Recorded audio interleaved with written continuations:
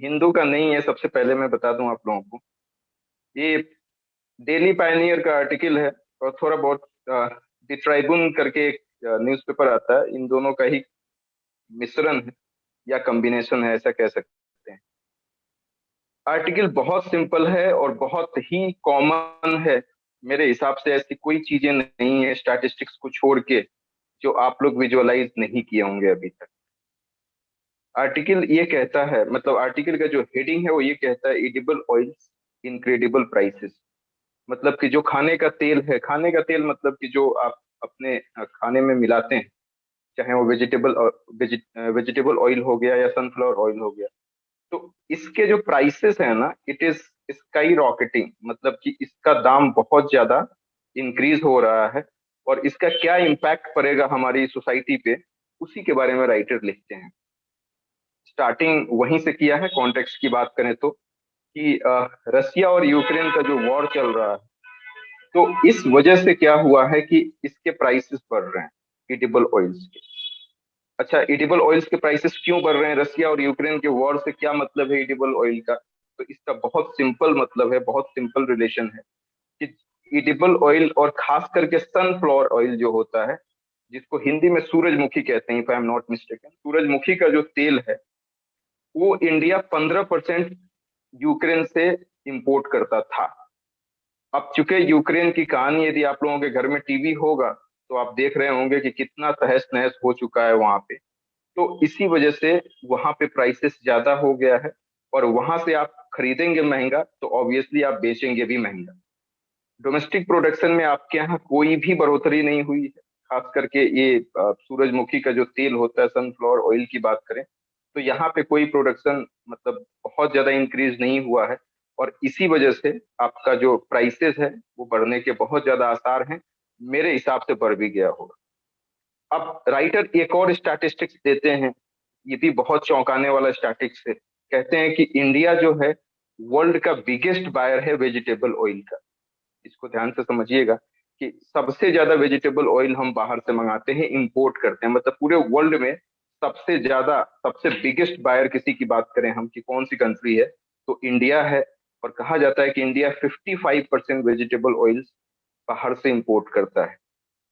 ये बहुत बड़ी बात है कि 138 करोड़ की जनता है आप, 138 करोड़ की पॉपुलेशन, और आपके पास इतना मतलब रिसोर्सेज नहीं है कि, अब ये तो खैर क्या मैं बोलूं, आपके पास तो इतना रिसोर्सेज नहीं है कि आप पीने का उचित पानी की व्यवस्था कर दें। आज भी पानी आप खरीद के पीते हो। मतलब आजादी के इतने साल हो गए, खाना तो छोड़ दो, तेल तो छोड़ दो, हम पानी भी खरीद के पीते हैं। तो जाहिर सी बात है कि तेल भी खरीद के ही खाएंगे। तो वर्ल्ड का बिगेस्ट बायर जो है वो इंडिया है, क्योंकि 55% जो ऑयल है, वेजिटेबल ऑयल खास करके, ये इंडिया दूसरी कंट्री से लेता है, मतलब इंपोर्ट करता है। मतलब 138 करोड़ की पॉपुलेशन है, और उसमें 55% जो है वो इंडिया बाहर से तेल मंगाता है। तो अब राइटर ने एक और स्टैटिस्टिक्स दिया है कि जो इंपोर्ट बिल है इंडिया का, पहले 65,000 करोड़ होता था। 65,000 करोड़ अभी 1.5 लाख करोड़ हो गया है। अब देखिए कितना ज्यादा इंक्रीज हुआ है।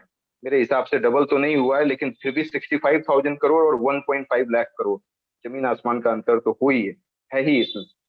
अब राइटर ये कहते हैं कि सिर्फ पंजाब और हरियाणा का स्टैटिस्टिक्स देखेंगे तो यहाँ पे 100 से ज्यादा एडिबल ऑयल रिफाइनरी हैं। इतना ज्यादा है, इसके बावजूद आप 55% कहाँ से मंगा रहे हैं? बाहर से मंगा रहे हैं। पंजाब और हरियाणा जो स्टेट हैं, इन्हीं की आप बात करेंगे तो 100 से ज्यादा जो ऑयल, एडिबल ऑयल रिफाइनरी हैं, और इसके बावजूद हम बाहर से मंगा रहे हैं। इसके पीछे पीछे जो रीजन है, ये 100 जो एडिबल ऑयल रिफाइनरी है, ये एमएसएमई है।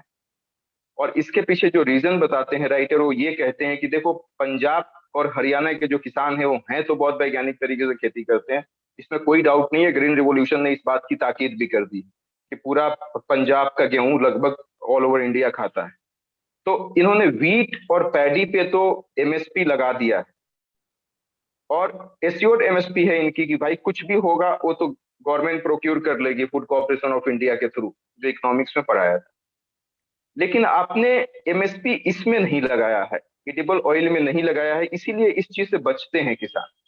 मतलब क्रॉप डाइवर्सिफिकेशन आप लोगों को पढ़ाया था बायोडाइवर्सिटी में, तो क्रॉप डाइवर्सिटी इसलिए आपको नहीं दिखता है, क्रॉप डाइवर्सिफिकेशन नहीं होता है, क्योंकि उनको ये बात सुनिश्चित किया जाता है कि आपने यदि वीट उगाया है या पैडी उगाया है, धान या गेहूं कुछ भी उगाया है, तो उसको एमएसपी पे तो आप बेच सकते हो।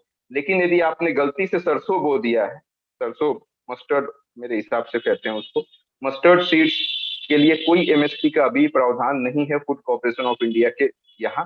तो इसीलिए इन्होंने, राइटर ने ये बोला है कि जब तक एमएसपी इस पे नहीं लगाई जाएगी तब तक हमारी कंडीशन इसी तरीके की होते रहेगी। एक चीज और राइटर बताते हैं कि देखो, आप कहते हैं फार्मर की कंडीशन बहुत खराब है, फार्मर की इनकम नहीं इंक्रीज हो रही है। फार्मर की इनकम कैसे इंक्रीज होगी जब आप 55% चीजें आप बाहर से मंगा रहे हैं? यदि इंडिया में कुछ इस तरीके का इंफ्रास्ट्रक्चर आप बना सकते थे, तो ये जो 1.5 लाख करोड़ रुपए खर्च कर रहे हैं बाहर की कंट्री को आप दे रहे हैं, वो तो किसानों को मिलता।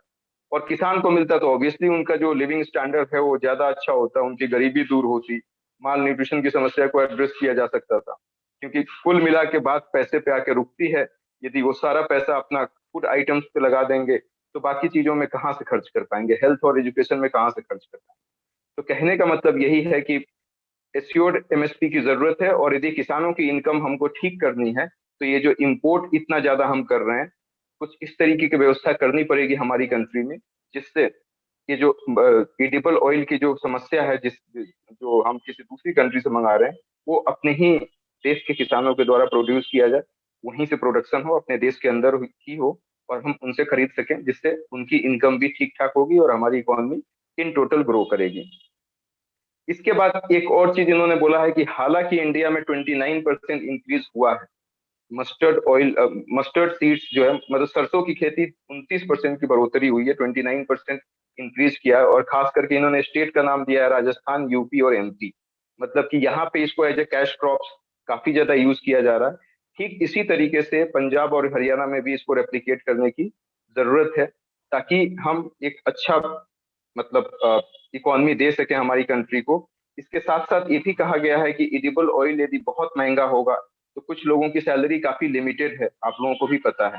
तो जब लिमिटेड सैलरी है तो अब ऐसा तो है नहीं कि वो अपने घर में खाना बनाएंगे तो उसमें तेल नहीं डालेंगे। वो तो, ये सब तो मैंडेटरी चीजें हैं, तेल का दाम बढ़ा दिया आपने, नमक का दाम बढ़ा दिया, तो अल्टीमेटली गरीबी तो बढ़ेगी ही बढ़ेगी, क्योंकि ये सब बेसिक नेसेसिटी की चीजें हैं। तो यदि अपने सैलरी का मेजर पोर्शन वो तेल खरीदने में लगा देता है, या इन जनरल कहें कि फूड आइटम्स में लगा देता है, जो मैंने पहले भी आपको बताया है, तो जाहिर सी बात है कि बाकी जरूरतें वो कैसे पूरा करता है।